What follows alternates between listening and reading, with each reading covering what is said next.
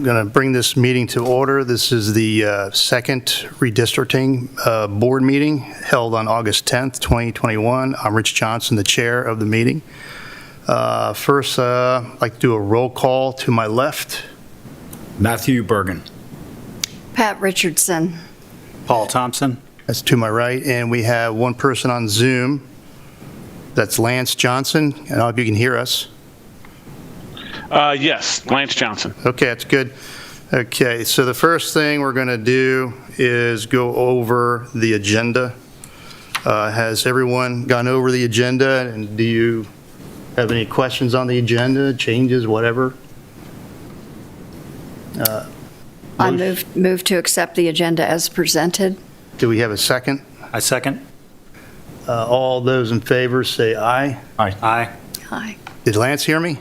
Aye. Oh, Aye. okay, I can't hear you. Anyone opposed, say nay. The ayes have it, motion carries. Next, we're going to go over the minutes of the last meeting we had, our first one on the 3rd.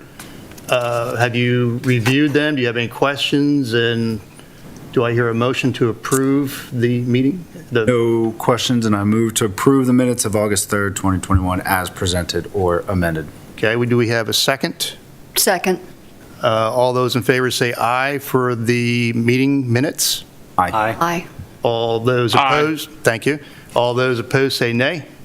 The ayes have it, motion carries. Okay, now we're good. Let's go and first go into the agenda. The first one is going to be, let's see, Office of County Attorney.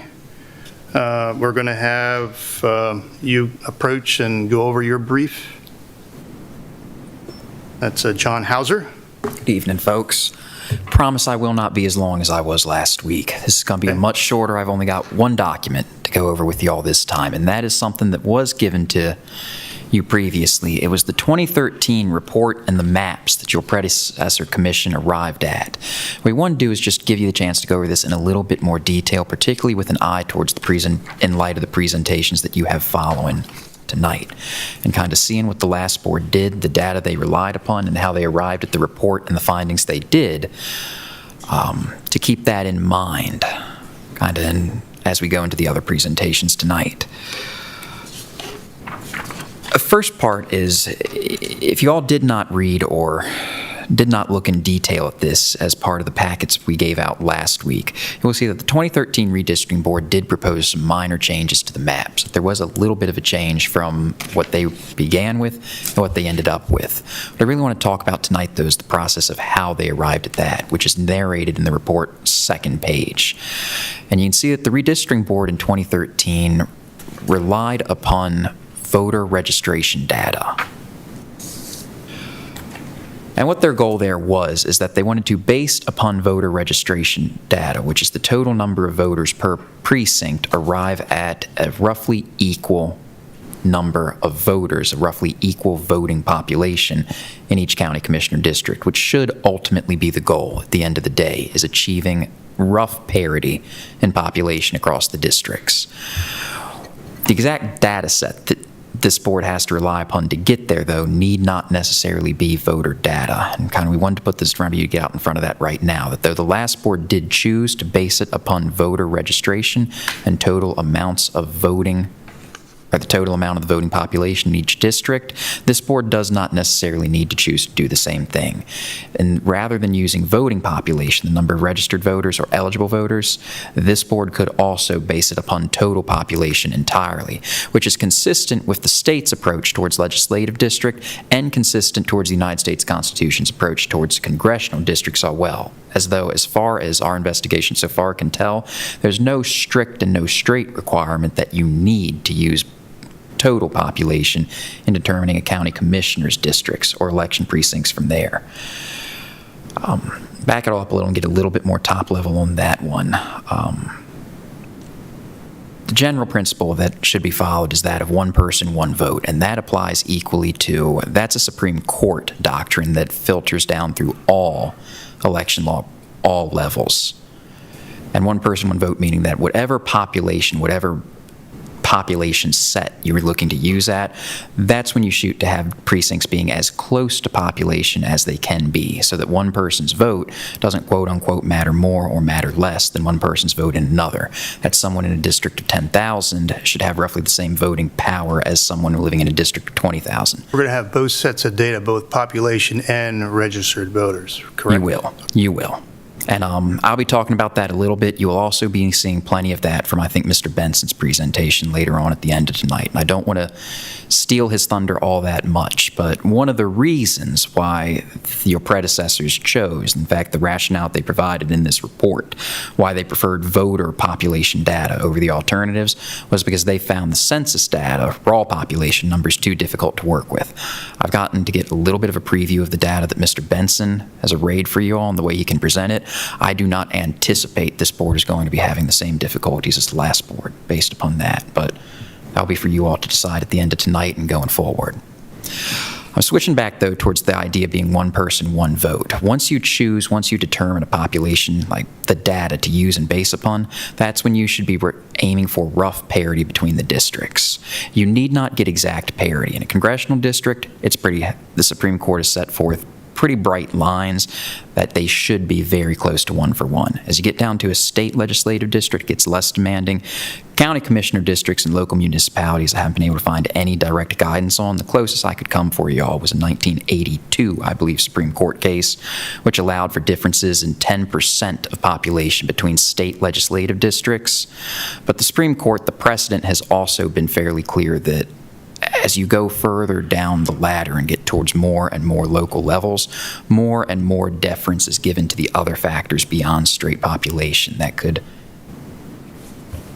guide and influence the plans that you all make. But I think probably in your head to keep in mind that probably no greater than 10% margin of difference between population districts is something this board would be safe to keep in mind. If there's a compelling reason in your deliberations that come down or in a plan that the numbers get more than that, I think at that point is when you contact the office and we can look at it more and issue an opinion and do a bit more further of a briefing, though. But for right now, that's the number I would keep in mind for y'all. Turning again to the greater question of voting population versus total population. There has been a trend in constitutional law since your last board met that is favoring total population over voting population. A Supreme Court case out of Texas was decided in 2016, 3 years after this plan was enacted, where plaintiffs challenged Texas's apportionment regime stating that they should use voting age population rather than total population, that using total population should be impermissible. Supreme Court rejected that argument and said that basing it on total population is a valid and acceptable means for state and local governments to participate in an apportionment and reapportionment process. Supreme Court hadn't gone the distance of saying that you cannot use voting age population or that would be an issue. That's still an open question that has not been decided definitively one way or the other. But given that trend, probably the safer bet right now for this board to participate in is to keep total population in mind, though again, if this board considers that there is a compelling and substantial reason and that there is a good interest for the county to look at voting population instead, that again is something where I don't think the door has been closed entirely. It's just something that we ought to brief a little bit more and give you a little bit more legal research on than what I have to give you tonight, if that's an avenue that this board decides it wants to go down to and follow in its predecessor's footsteps. The other thing I will say is that Maryland's Constitution in Section 3, or Article 3, Section 4, does require that state legislative districts be apportioned according to population. No modifier in front of population in the state constitution, be it total or voting, though the bulk of the interpretation from that I could find is that it should be total population that it refers to and not winnowed down to just voting age population. Again, no explicit directive in the state constitution or in the state codes that the county attorney's office has been able to identify yet that says you cannot use voting age population. It's just one more indicator that if this board is torn, if it does not see a compelling reason to use voting population as the data set to use, that the safer, more legally sound bet at this juncture in time appears to be basing it upon total population. And again, the rationale that your predecessors used in deciding upon using voting population was that the data set was something that they had readier access to, that it was easier to understand, that it was easier to manipulate. And I just do not believe that factual consideration, the logistical difficulties that were present in 2013 are going to befuddle this board as it meets going forward, given what our IT office has been able to do and the information that they've been able to assemble to date. Based upon that, if the board has any questions for me, I'll answer them to the best of my abilities right now, or else promise to get back to you all in a timely manner with any follow-up questions. These are all questions that we'll be continuing to look at, and we are still in the infancy of this board meeting. We're still very new in the process. All these issues will be briefed further, but wanted to give you what the situation looks like right now. And again, something to keep in mind as you all hear the other presentations tonight and begin thinking out exactly what data set to be using, kind of how it is that this board is going to be arriving at the plans it will propose.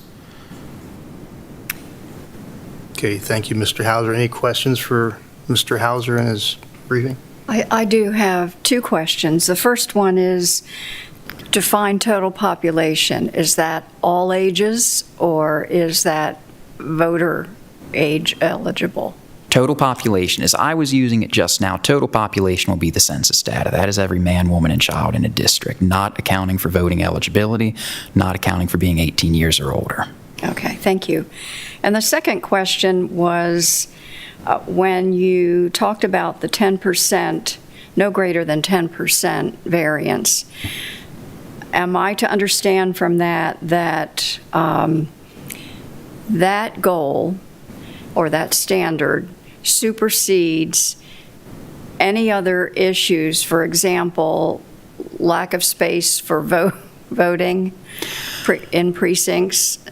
I would say if it comes down to it, where that is a deciding factor and it's a do-or-die situation, that's something we're going to have to brief further. What the research looks like right now is that that was a Supreme Court standard that came out of a case in '82 that appears to be good law still today, but it only applied to state legislative districts. The specific factors of that case was that the state of Wyoming, I believe, was apportioning appointing seats in its lower house, one per county, or at least one per county, to ensure that every county had representation in the state legislature. And some counties in Wyoming being the state it is, had a very small population. So even affording them one vote in the seat gave voters of those particularly depopulated counties a much greater kind of political clout relative to their more populated peers. The difference there, though, for you all to keep in mind is that the Supreme Court there was weighing in on state legislative districts, which is a different category than what you all are deciding today, which are local municipal county commissioner districts. As I stated before, and as the Supreme Court set out in that very same case, as you go further down and get more and more local, the jurisprudence in constitutional law at the federal level has been towards greater and greater deference towards the other factors that might lead one away to consider just based upon population. So I would say right now it does not appear that 10%, I think it's a goal. I think it's something we should shoot for. I think at all humanly possible, try and stay within that number. But if it comes down to it, and there is just no way to feel like you can make it work without going above that number or that difference, I think at that point we can research the issue a little bit further and see if there's guidance more particular to municipal governments or county governments or city councils that are further down the line. But my instinct right now, based upon the research performed to date, is that you can probably wiggle around that 10% at the county level if there are good and compelling reasons to do so. Thank you. Okay, thank you, Mr. Hauser. All right. Thank you all. Next is St. Mary's County Board of Elections. We've got Wendy Atkins, Director. Tay Ferrer, sorry.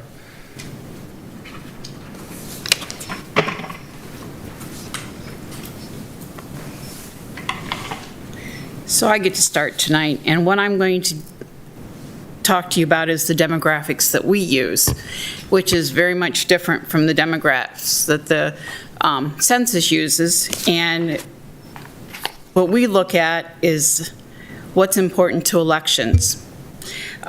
First, we want to know how many people came out and vote. You know, I mean, and it varies per election, so we do want to know how many people there are. And how did they vote? Was it early voting? Was it absentee or now mail-in ballots, or in their election day? How did they do that? What I've given you is voting history statistics report from 2012 and 2020. Some of the things that you will see there are age groups. What's the smallest? Again, the 18 to 25. Gender, party is there. Also, the precincts are there, so you can see. And if you see some that are X'd out, that just means that we have moved those precincts in that period of time, but that's where they voted at that time. So it is still a good precinct. You also will see how the status of voters, it changes all the time for us. And in there is active, canceled, inactive, and pending. And also the eligible voters now, and also the type, again, the percentages of where they voted. You'll find that we've increased quite a bit, so that's really what we look at. That's how we determine what goes where.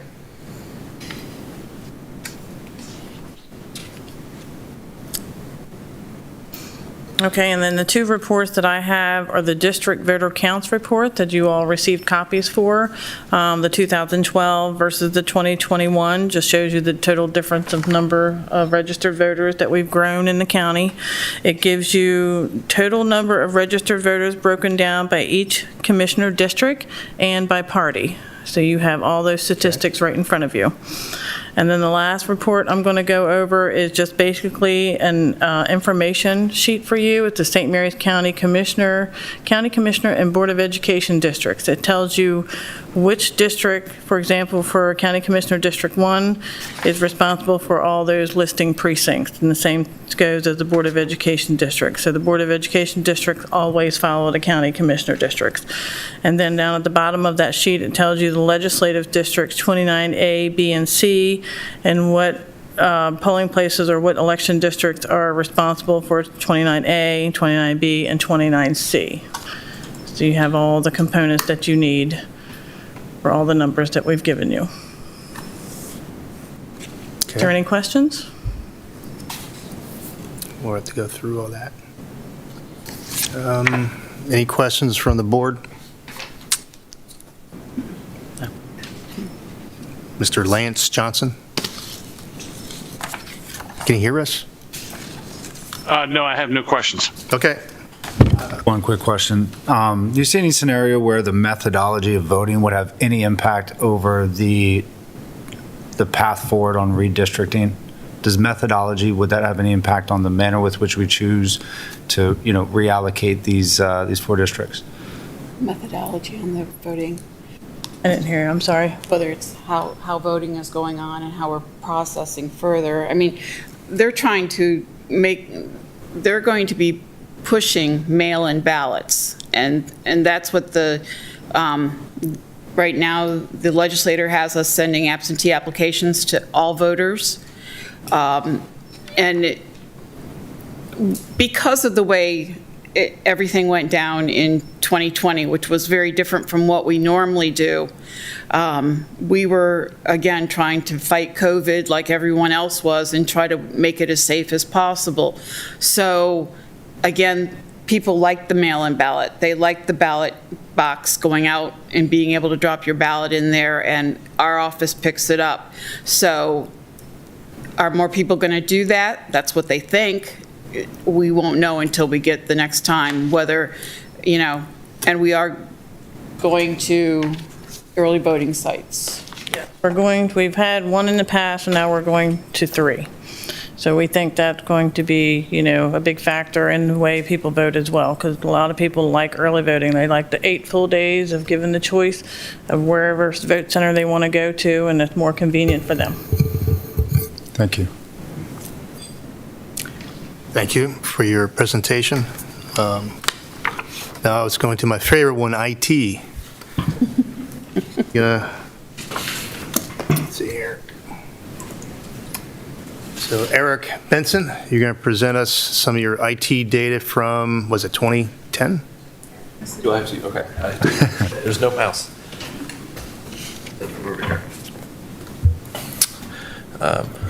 Yes, good evening.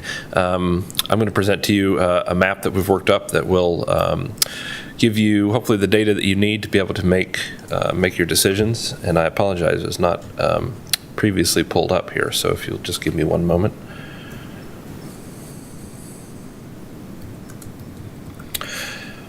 As you know, the 2020 census data has not yet been released by the Census Bureau. They are, according to their website, they have promised that the data will become available this coming Monday, August 16th. Is his data going to come up on the display, or? Yes, I'm okay. I'm pulling the map up now. I apologize, we did not have it. It's all right. I'm not. Oh, okay, I see. Do we have the, sorry, it's not letting me into my login. Do we have the agenda with the link to the map?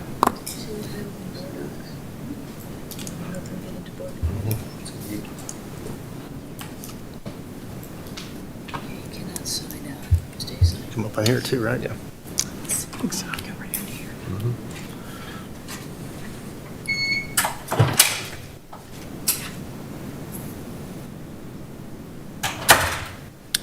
Yeah, so this year's census data will be released hopefully on Monday if the Census Bureau sticks to their schedule.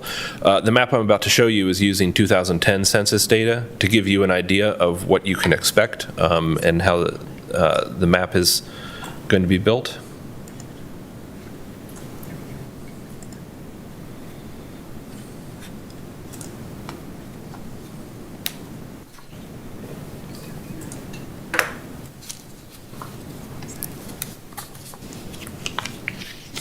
Thank you.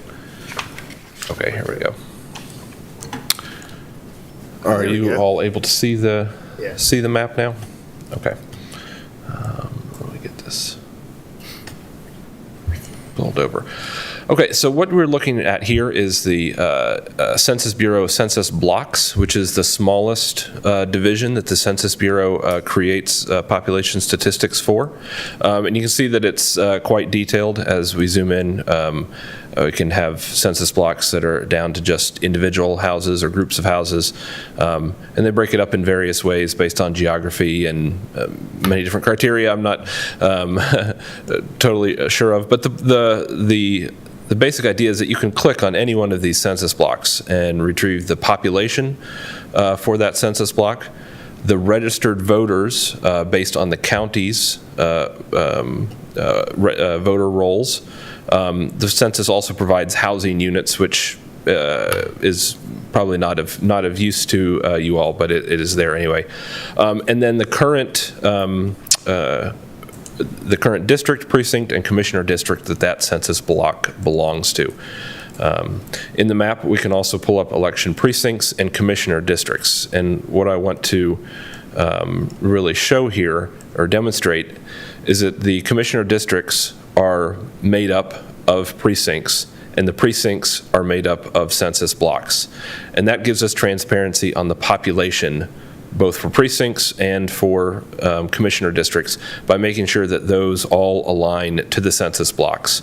If we were to cross census block boundaries, we would then get into estimating population because we don't know how to break up the population within that block any further, because that is the smallest unit that the Census Bureau uses. And so this, the goal of this map is to be able to give you the data that you need to be able to make these decisions.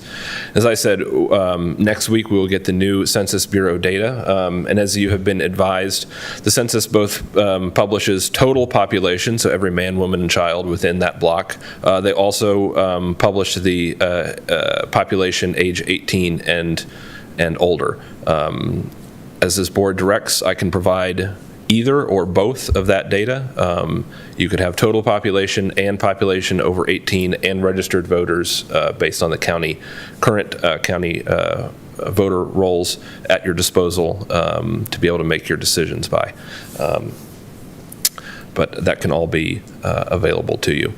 We also have a tool in here that will, using this chart, that will give you the statistics broken out by a district or precinct. So I'll start with population by commissioner district, hit apply and continue.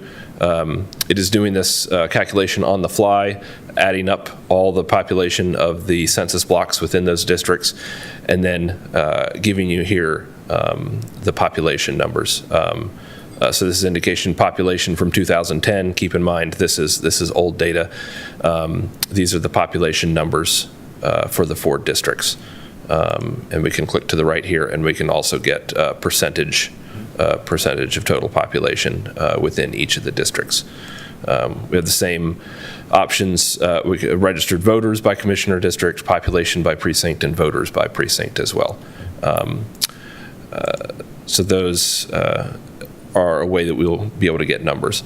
In the future, as you begin to work on this, I am available. We can actually, with this technology, we can actually live time options for you. You can direct, what if we move this precinct into this district? What if we move this block into this district, et cetera, et cetera. And we can actually live time edit that and get the real numbers of the population with this system. So that is something that we can work on once you get into that stage of the redistricting.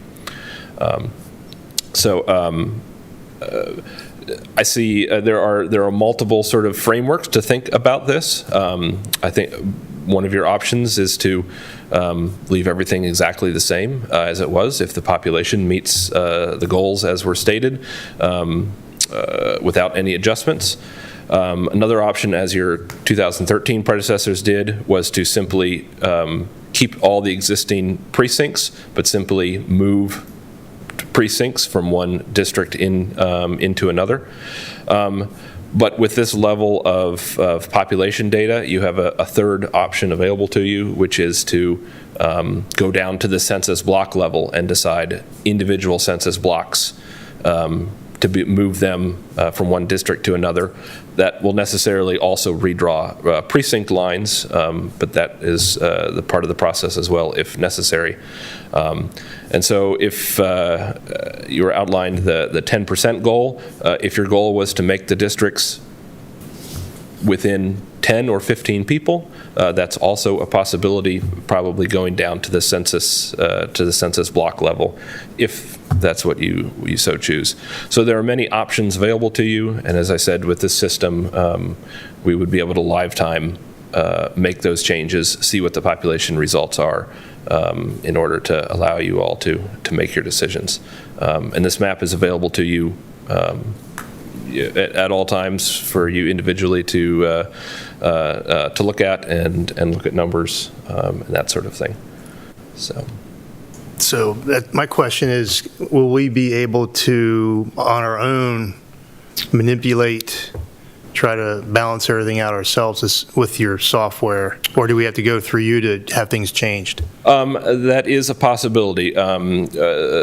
We can set it up so that you each would have your own map, that you have your own username and password to log into. That would be each looking at essentially your own copy of the data. Right. And then you could, on your own time, play with editing. You would basically select a block and you would get a drop down and you would change what district you want that to be in, and then you could run the chart tool, which would then give you your new total population number. So that is something that we could provide to you. Could you have like a real time, whatever change you do in one district is going to impact whatever you take away from another district? Would you have that updating? Yes, this, as I said, this chart, when you run this chart tool, we hit apply, it actually, it's letting you know that it's going to take a little bit of time, because it is actually going and pulling, it's not pulling stock numbers, it's doing the analysis on the fly in the browser taking all those blocks that are assigned a certain district, adding them up, summarizing them, and creating the table. So if you move one block or one precinct from one district to another, it will know that and remove from one and add to the other. My other concern is, I do like that we can do that ourselves instead of having to depend on, I like IT, but I also like processing data too.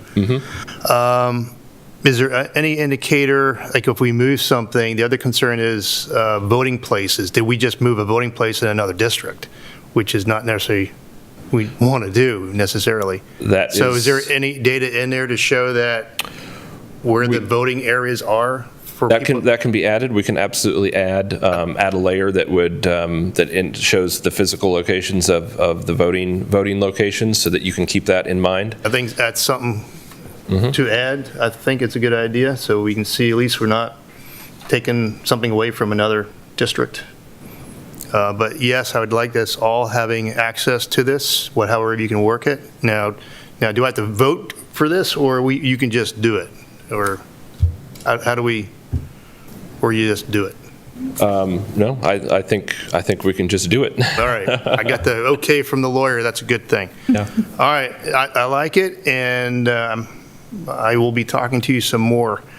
Appreciate what you put together. Any questions from any other? Just one other, is it going to be possible to, as we make theoretical adjustments, to superimpose our new map over the existing map so that we can look to see, are we looking at contiguous areas? Yes, we can also keep the